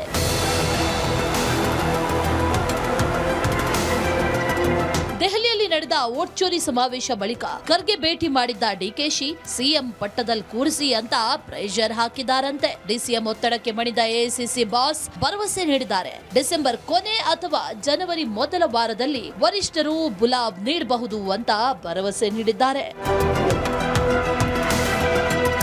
ಸಿಎಂ ಕುರ್ಚಿ ಫೈಟ್ ಹೈಕಮಾಂಡ್ ಅಂಗಳದಲ್ಲಿ ಸ್ಟ್ರಕ್ ಆಗಿದೆ. ಕಳೆದ 1 ತಿಂಗಳಿಂದ ವರಿಷ್ಠರು ಯಾವುದೇ ನಿರ್ಣಯ ಕೈಗೊಂಡಿಲ್ಲ. ಅಧಿವೇಶನ ಮುಗಿದ ಬಳಿಕ ದೆಹಲಿಗೆ ಬುಲಾವ್ ನೀಡ್ತೇವೆ ಅಂತ ಹೈಕಮಾಂಡ್ ಹೇಳಿದೆ. ಕಾಂಗ್ರೆಸ್ ನಾಯಕ ರಾಹುಲ್ ಗಾಂಧಿ ವಿದೇಶಕ್ಕೆ ಹಾರಲಿದ್ದಾರೆ. ಅವರು ವಾಪಸ್ ಆದ ಬಳಿಕ ಸಭೆ ಕರೆಯುವಂತೆ ಡಿಸಿಎಂ ಪಟ್ಟು ಹಿಡಿದಿದ್ದಾರೆ. ಡಿಕೆಶಿ ಒತ್ತಡದ ರಾಜಕೀಯಕ್ಕೆ ಹೈಕಮಾಂಡ್ ಮಣಿಯುತ್ತಾ ಅಥವಾ ಶಾಕ್ ಕೊಡುತ್ತಾ ಕಾದ್ ನೋಡಬೇಕು. Basavaraj political bureau, Republic Kannada.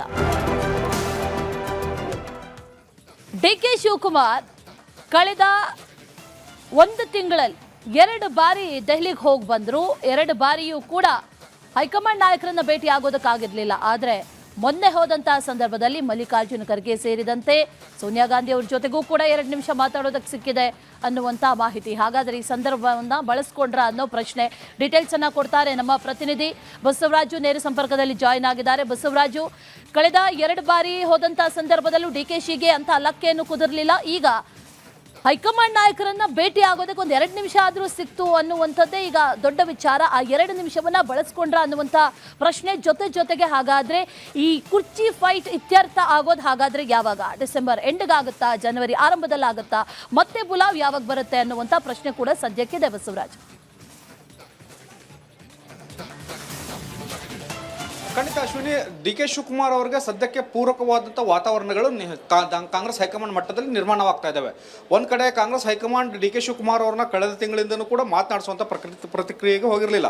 ಆದರೆ ಮೊನ್ನೆ ವೋಟ್ ಚೋರಿ ಕಾರ್ಯಕ್ರಮಕ್ಕೆ ಹೋದಂಥ ಸಂದರ್ಭದಲ್ಲಿ ಹೈಕಮಾಂಡ್ ನಾಯಕರು ಯಾರೆಲ್ಲ ಸಿಎಂ ಕುರ್ಚಿಯನ್ನು ನಿರ್ಧರಿಸಬೇಕಾದಂಥ ನಾಯಕರಿದ್ದಾರೆ ಅವ್ರ ಜೊತೆಗೆ 1-to-1 ಭೇಟಿ ಆಗಿರ್ತಕ್ಕಂಥದ್ದು ಬಹಳ ಪ್ರಮುಖವಾಗಿ ಇಲ್ಲಿ ಗಂಭೀರ ಚರ್ಚೆ ಆಗಿಲ್ಲ, ಹೌದು. ಆದರೆ ಡಿ ಕೆ ಶಿವಕುಮಾರ್ ಬಗ್ಗೆ ಒಂದು ಸಾಫ್ಟ್ ಕಾರ್ನರ್ ಅಂತೂ ಕಾಂಗ್ರೆಸ್ ಹೈಕಮಾಂಡ್ ಮಟ್ಟದಲ್ಲಿ ಇದ್ದೇ ಇದೆ. ಆದರೆ ಸದ್ಯಕ್ಕೆ ಪೂರಕವಾದಂಥ ವಾತಾವರಣ ರಾಜ್ಯದಲ್ಲಿ ಅಥವಾ ಅಧಿಕಾರ ಹಂಚಿಕೆ ವಿಚಾರವಾಗಿ ಇಲ್ಲ. ರಾಷ್ಟ್ರ ಮಟ್ಟದಲ್ಲಿ ಕಾಂಗ್ರೆಸ್ಗೆ ಹಿನ್ನಡೆ ಇದೆ ಅನ್ನೋ ಕಾರಣಕ್ಕಾಗಿ ಕಾಂಗ್ರೆಸ್ ಹೈಕಮಾಂಡ್ ಒಂದಷ್ಟು ಸದ್ಯಕ್ಕೆ ಹೋಲ್ಡ್ನಲ್ಲಿ ಇಡತಕ್ಕಂಥ ಪರಿಸ್ಥಿತಿಯಲ್ಲಿ ಇದೆ.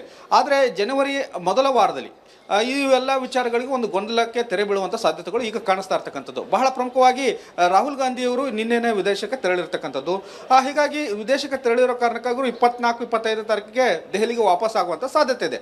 ಆದ್ದರಿಂದ ಡಿಸೆಂಬರ್ ಕೊನೆ ವಾರದಲ್ಲಿ ಕರೆಯುವಂಥ ಸಾಧ್ಯತೆಗಳು ಕೂಡ ಇದ್ದಾವೆ, ಅಥವಾ ಜನವರಿ ಮೊದಲನೇ ವಾರದಲ್ಲಿ ಕೂಡ ಈ ಒಂದು ಸಿಎಂ ಕುರ್ಚಿ ಫೈಟ್ ವಿಚಾರವಾಗಿ ಇತ್ಯರ್ಥ ಮಾಡುವಂಥ ಸಾಧ್ಯತೆಗಳು ಸದ್ಯಕ್ಕೆ ಕಾಣಿಸ್ತಾ ಇದ್ದಾವೆ. ಹೀಗಾಗಿ ಆದಷ್ಟು ಶೀಘ್ರವಾಗಿ ಕಾಂಗ್ರೆಸ್ ಹೈಕಮಾಂಡ್ ಇತ್ಯರ್ಥ ಮಾಡಲಿ ಅನ್ನುವಂಥ ಒಂದು ದುಂಬಾಲನ್ನು, ಒಂದು ಒತ್ತಡವನ್ನು ಡಿ ಕೆ ಶಿವಕುಮಾರ್ ಅವರು ಹಾಕ್ತಾನೆ ಇದ್ದಾರೆ. ಅದರ ಫಲವಾಗಿ ನಿನ್ನೆ ಮಲ್ಲಿಕಾರ್ಜುನ ಖರ್ಗೆ ಅವರು ಕೂಡ ಡಿ ಕೆ ಪೂರಕವಾದಂಥ ವಾತಾವರಣವಿದೆ, ಸ್ವಲ್ಪ ಸೈಲೆಂಟ್ ಆಗಿರು ಅನ್ನುವಂಥ ಮಾಹಿತಿಯನ್ನು ಕೊಟ್ಟಿದ್ದಾರೆ. ಮತ್ತು ಮುಂದಿನ ದಿನಗಳಲ್ಲಿ ನಿನಗೆ ಒಳ್ಳೆಯ ಸಮಯ ಬರುತ್ತೆ, ಸ್ವಲ್ಪ ಸಮಾಧಾನವಾಗಿರು ಅನ್ನುವಂಥ ಒಂದಷ್ಟು ಮಾತುಗಳನ್ನು, ಕಿವಿ ಮಾತುಗಳನ್ನು ಡಿ ಕೆ ಶಿವಕುಮಾರ್ ಅವರು ಹೇಳಿದ್ದಾರೆ. ಹೀಗಾಗಿ ಮಲ್ಲಿಕಾರ್ಜುನ ಖರ್ಗೆ, ಸುರ್ಜೇವಾಲಾ, ಸೋನಿಯಾ ಗಾಂಧಿ ಅವರು ನನಗೆ ಒಳ್ಳೇದು ಮಾಡ್ತಾರೆ, ಒಂದು ಒಳ್ಳೆ ಸುದ್ದಿ ಕೊಡ್ತಾರೆ ಅನ್ನೋಂಥ ನಂಬಿಕೆಯಲ್ಲಿ ಡಿ ಕೆ ಶಿವಕುಮಾರ್ ಇದ್ದಾರೆ. ಇನ್ನೊಂದು ಕಡೆ ಸಿದ್ದರಾಮಯ್ಯ ಅವರು ಕೂಡ ರಾಹುಲ್ ಗಾಂಧಿ ಅವರು ನನ್ನನ್ನು ಬಿಟ್ಟುಕೊಡಲ್ಲ, ಅಧಿಕಾರದಲ್ಲಿ ಮುಂದುವರಿಯೋಕ್ಕೆ ಬಿಡ್ತಾರೆ ಅನ್ನುವಂಥ ಮಾತುಗಳು ಕೂಡ ಅವರ ಒಂದು ಆತ್ಮವಿಶ್ವಾಸದಲ್ಲಿ ಇರೋದ್ರಿಂದ ಸಹಜವಾಗಿ ಕುರ್ಚಿ ಕಿತ್ತಾಟ ಜನವರಿ ಕೊನೆ ವಾರ ಅಥವಾ ಜನವರಿ ಮೊದಲ ವಾರ ಅಥವಾ ಡಿಸೆಂಬರ್ ಕೊನೆ ವಾರಕ್ಕೆ ಹೋಗಿರ್ತಕ್ಕಂಥದ್ದು. ಆದ್ದರಿಂದ ಹೈಕಮಾಂಡ್ ಒಂದು ನಿರ್ಧಾರವನ್ನು ಜನವರಿ ಮೊದಲನೇ ವಾರದಲ್ಲಿ ತಿಳಿಸುವಂಥ ಸಾಧ್ಯತೆಗಳು ಗೋಚರಿಸ್ತಾ ಇದ್ದಾವೆ. Ashwini. Right Basavaraj, thank you ಡೀಟೇಲ್ಸ್ಗೆ.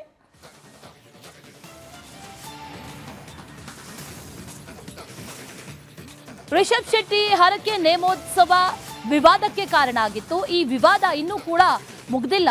ಇದೇ ವಿಚಾರಕ್ಕೆ ಸಂಬಂಧಪಟ್ಟಂತೆ ಮಾತಾಡಿದ್ದಾರೆ. ದೈವದ ವಿಚಾರ ಸಿನಿಮಾ ಮಾಡಿದ್ದೇ ತಪ್ಪು ಅಂತ ಹೇಳಿದ್ದಾರೆ ತಮ್ಮಣ್ಣ ಶೆಟ್ಟಿ. ದೇವಸ್ಥಾನದ ಆಡಳಿತ ಮಂಡಳಿ ಪ್ರಾರ್ಥನೆ ವಿಚಾರದಲ್ಲಿ ವಿರೋಧ.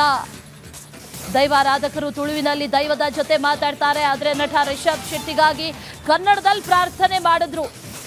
ಇದು ಸರಿಯಲ್ಲ ಅಂತ ಹೇಳ್ತಾ ಇದ್ದಾರೆ. ಅದೇ ರೀತಿ ಅಮಿತಾಬ್ ಬಚ್ಚನ್ ಬಂದಾಗ ಹಿಂದಿಯಲ್ಲಿ ಪ್ರಾರ್ಥನೆ ಆದರೆ, ಮೋಹನ್ ಲಾಲ್ ಬಂದು ಮಲಯಾಳಂನಲ್ಲಿ ಪ್ರಾರ್ಥನೆ ಮಾಡಿದ್ರೆ ದೈವಗಳ ಪ್ರಾರ್ಥನೆ ಸಹ ಪ್ಯಾನ್ ಇಂಡಿಯಾ ಆಗುವಂತ ಆತಂಕ ಇದೆ ಅಂತ ತಮ್ಮಣ್ಣ ಶೆಟ್ಟಿ ಆಕ್ರೋಶವನ್ನ ವ್ಯಕ್ತಪಡಿಸಿದ್ದಾರೆ.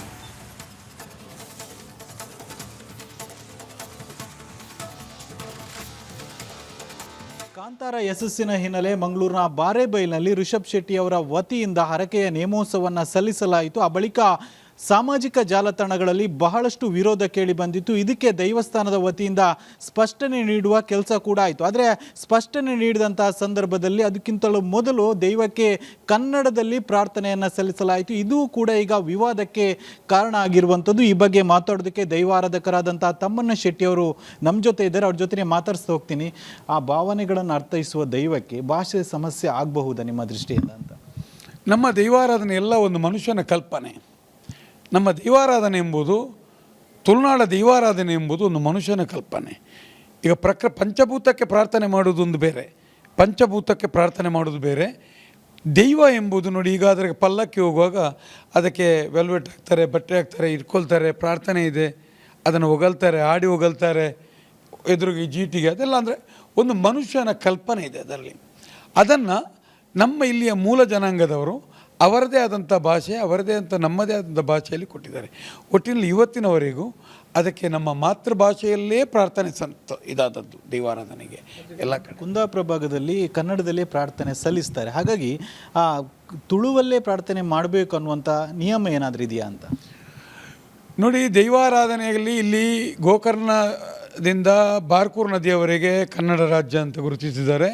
ಬಾರ್ಕೂರಿಂದ ಚಂದ್ರಗಿರಿ ನದಿಯವರೆಗೆ ಒಂದು ತುಳು ರಾಜ್ಯ ಅಂತ ನಮ್ಮ ಇದರ ಅಲ್ಲಿಂದ ಮಲಯಾಳಿ ರಾಜ್ಯ. ಅಂದರೆ ಈ ಒಂದು ನಮ್ಮ ಇದರಲ್ಲಿ ಅಲ್ಲಿಯೂ ದೈವಗಳಿದೆ, ಕನ್ನಡದಲ್ಲಿ ವ್ಯವಹಾರ ಕನ್ನಡವೇ. ಇಲ್ಲಿಯ ಒಂದು ಚಿಕ್ಕ ಜಗತ್ತಿದು ತುಳುನಾಡು. ಅಂದರೆ ಇಲ್ಲಿ ನಿಮಗೆ ಇಲ್ಲಿಯ ದೈವಗಳಿಗೆ ಎಲ್ಲವೂ ತುಳು ಭಾಷೆಯಲ್ಲಿ, ತುಳುವೆ ಮಾತೃಭಾಷೆಯಲ್ಲಿ ಆಗುವಂಥದ್ದು.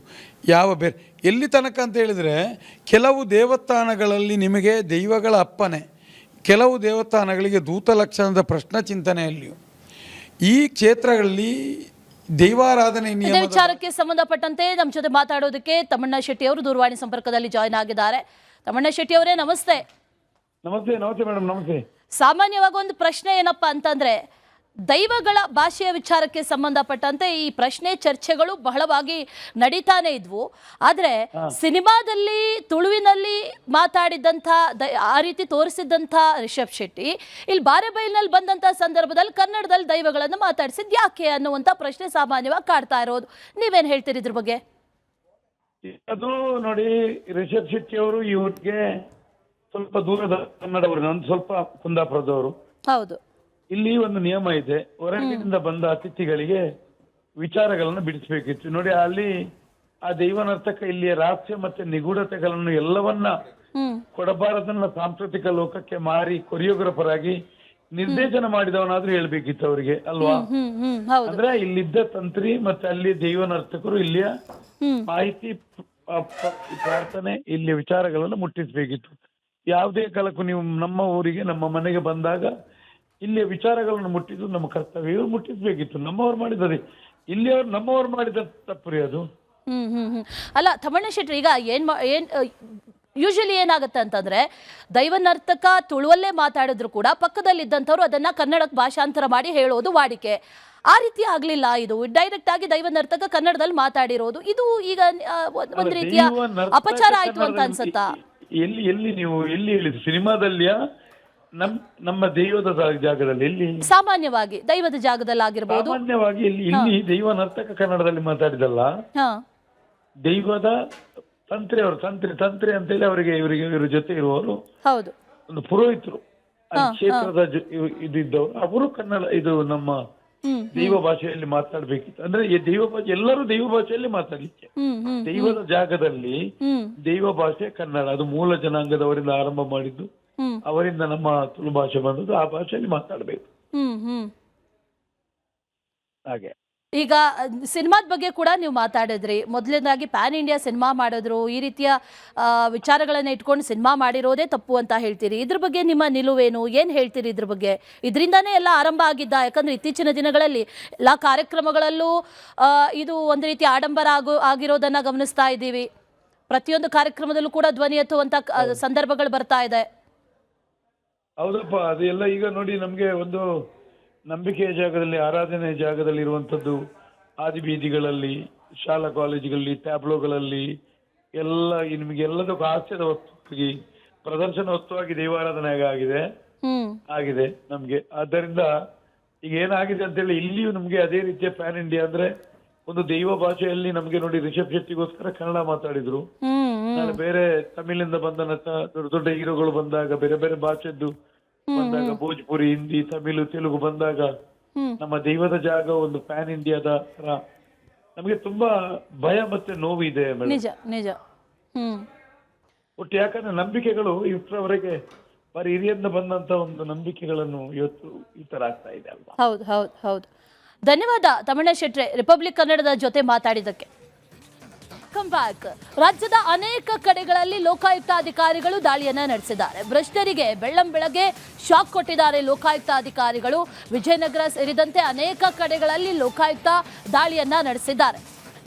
ಅಧಿಕಾರಿಗಳು ಈಗ ಭ್ರಷ್ಟ ಅಧಿಕಾರಿಗಳಿಗೆ ನಡುಕ ಹುಟ್ಟಿಸಿದ್ದಾರೆ, ಸಮರ ಸಾರಿದ್ದಾರೆ ಲೋಕಾಯುಕ್ತ ಅಧಿಕಾರಿಗಳು. ಶಿವಮೊಗ್ಗ, ವಿಜಯನಗರ, ಮಂಡ್ಯ, ಧಾರವಾಡದಲ್ಲಿ ದಾಳಿ ನಡೆದಿದೆ. ಧಾರವಾಡದಲ್ಲಿ ಲೋಕಾಯುಕ್ತ ಅಧಿಕಾರಿಗಳು ದಾಳಿ ನಡೆಸಿದ್ದಾರೆ. ಮಂಡ್ಯದ ಪಂಚಾಯತ್ ಅಡ್ಮಿನಿಸ್ಟ್ರೇಟರ್ ಬೈರೇಶ್ ಇವ್ರ ಮನೆ ಮೇಲೂ ಕೂಡ ದಾಳಿಯಾಗಿದೆ. ಧಾರವಾಡದ ಕೃಷಿ ಇಲಾಖೆ ಜಂಟಿ ನಿರ್ದೇಶಕ ರಾಜಶೇಖರ್ ಇವರ ಮನೆ ಕಚೇರಿಯ ಮೇಲೂ ಕೂಡ ದಾಳಿ ನಡೆಸಿದ್ದಾರೆ. ವಿಜಯನಗರ ಜಿಲ್ಲೆ ಹೊಸಪೇಟೆಯಲ್ಲೂ ಕೂಡ ಲೋಕಾಯುಕ್ತ ಅಧಿಕಾರಿಗಳು ಈಗ ದಾಳಿಯನ್ನು ನಡೆಸಿದ್ದಾರೆ. ಇನ್ನು ಜಿಲ್ಲಾ ಕುಟುಂಬ ಕಲ್ಯಾಣ ಅಧಿಕಾರಿ ಅಶೋಕ್ ಮನೆ ಮೇಲೂ ಕೂಡ ಈಗ ದಾಳಿ ಆಗಿದೆ ಅನ್ನುವಂಥ ಮಾಹಿತಿ ಲಭ್ಯ ಆಗ್ತಾ ಇದೆ. ರಾಜ್ಯದ ಅನೇಕ ಕಡೆಗಳಲ್ಲಿ ಭ್ರಷ್ಟರ ಮೇಲೆ ಲೋಕಾಯುಕ್ತ ಅಧಿಕಾರಿಗಳು ದಾಳಿಯನ್ನ ನಡೆಸಿದ್ದಾರೆ. ತೀವ್ರ ಶೋಧ ಕಾರ್ಯವನ್ನ ಕೂಡ ನಡೆಸ್ತಾ ಇದ್ದಾರೆ. ಏಕಕಾಲದಲ್ಲಿ ನಡೆದಿರುವಂತಹ ದಾಳಿ ಇದು. ಪರಿಶೀಲನೆಯನ್ನ ಈಗ ಆರಂಭಿಸಿದ್ದಾರೆ ಅನ್ನುವಂಥ ಮಾಹಿತಿ. ಒಂದಷ್ಟು ಭ್ರಷ್ಟ ಅಧಿಕಾರಿಗಳು, ಒಂದಷ್ಟು ಭ್ರಷ್ಟರು ಯಾರಿದ್ದಾರೋ ಅದರ ಜೊತೆಯಲ್ಲಿ ಖಚಿತ ಮಾಹಿತಿ ಇದ್ದಂತ ಮೇರೆಗೆ ಈಗ ಲೋಕಾಯುಕ್ತ ಅಧಿಕಾರಿಗಳು ದಾಳಿಯನ್ನ ನಡೆಸಿ ಈಗ ಶೋಧ ಕಾರ್ಯವನ್ನ ನಡೆಸ್ತಾ ಇದ್ದಾರೆ ಅನ್ನುವಂಥ ಮಾಹಿತಿ. ಕಾಗದ ಪತ್ರಗಳ ದಾಖಲೆಗಳ ಒಂದಷ್ಟು ಪರಿಶೀಲನೆಯಲ್ಲೂ ಕೂಡ ತೊಡಗಿದ್ದಾರೆ ಈಗ ಲೋಕಾಯುಕ್ತ ಅಧಿಕಾರಿಗಳು. ಆ ವಿಜುವಲ್ಸ್ ಅನ್ನ ಕೂಡ ಗಮನಿಸ್ತಾ ಇದ್ದೀವಿ. ಧಾರವಾಡದಲ್ಲಿ, ವಿಜಯನಗರದಲ್ಲಿ ಸೇರಿದಂತೆ ಅನೇಕ ಕಡೆಗಳಲ್ಲಿ ಲೋಕಾಯುಕ್ತ ದಾಳಿಯಾಗಿದೆ. ವಿಜಯನಗರ ಜಿಲ್ಲೆ ಹೊಸಪೇಟೆಯಲ್ಲಿ ಧಾರವಾಡದ ಕೃಷಿ ಇಲಾಖೆ ಜಂಟಿ ನಿರ್ದೇಶಕ ರಾಜಶೇಖರ್ ಮನೆ ಮೇಲೆ, ಜೊತೆಗೆ ಮಂಡ್ಯದ ಪಂಚಾಯತ್ ಅಡ್ಮಿನಿಸ್ಟ್ರೇಟರ್ ಬೈರೇಶ್ ಮನೆ ಮೇಲೆ ಎಲ್ಲಾ ಕಡೆಗಳಲ್ಲೂ ಕೂಡ ಈಗ ಲೋಕಾಯುಕ್ತ ಅಧಿಕಾರಿಗಳು ದಾಳಿಯನ್ನು ನಡೆಸಿದ್ದಾರೆ.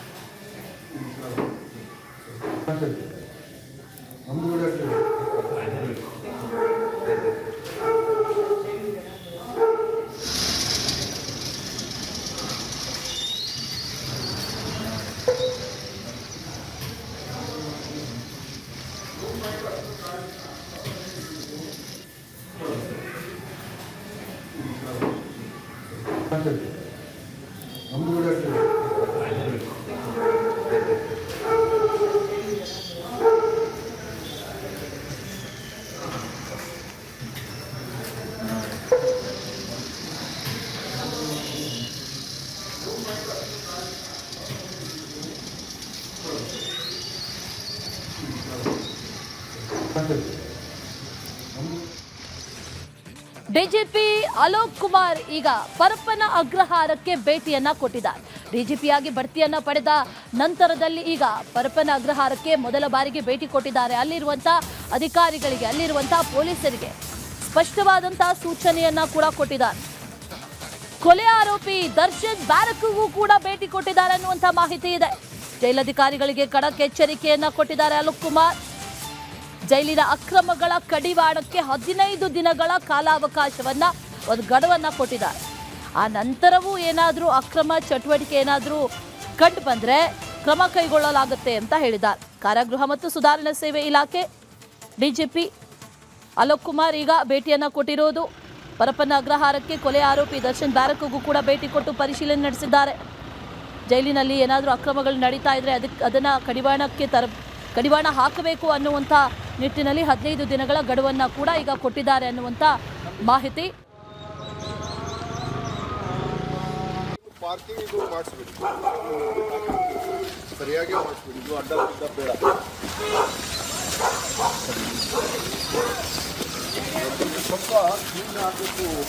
ನಾನು ಚಾರ್ಜ್ ಈಗ 1 ವಾರ ಕೂಡ ನಮಗೆ ಆಗಿಲ್ಲ.